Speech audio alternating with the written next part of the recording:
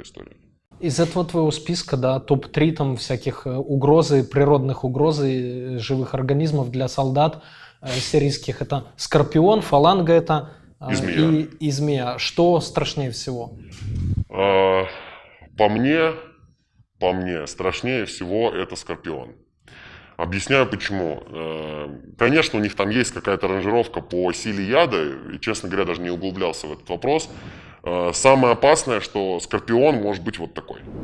То есть там пару-тройку сантиметров, он маленький. И он тебя может так укусить, он же жалит жалом своим, он может так ужалить, что ты просто не почувствуешь. Если змею ты хотя бы видишь, фаланга очень быстро бегает, ее тоже видно, она такая, ну, достаточно такая палевная штука.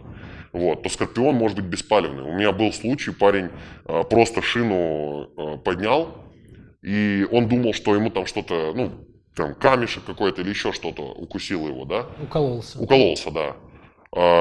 Он приходит ко мне и говорит: слушай, ну, мы по позывным друг друга называли, позывной называть не буду. Он мне говорит: слушай, так получилось, типа, вот, что-то я себя как-то хреново чувствую, может быть, там переутомился или еще что-то. И я смотрю, он начинает плыть. Естественно, я начал задавать ему вопросы, он говорит: да вот, что-то сюда кольнуло. Я сразу понял, что это, ну, это понятно.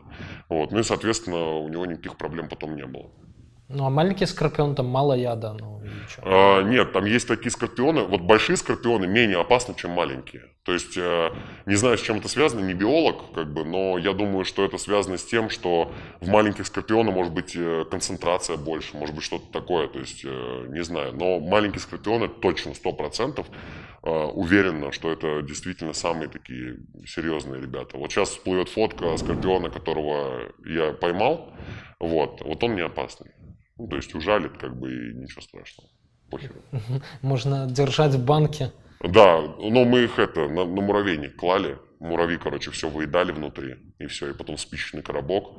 И там стеклом жидким заливаешь. Прикольно, как брелок получается. Просто кидаешь живого скорпиона на муравейнике или ему... Не живого, вспарываешь ему брюхо скальпелем.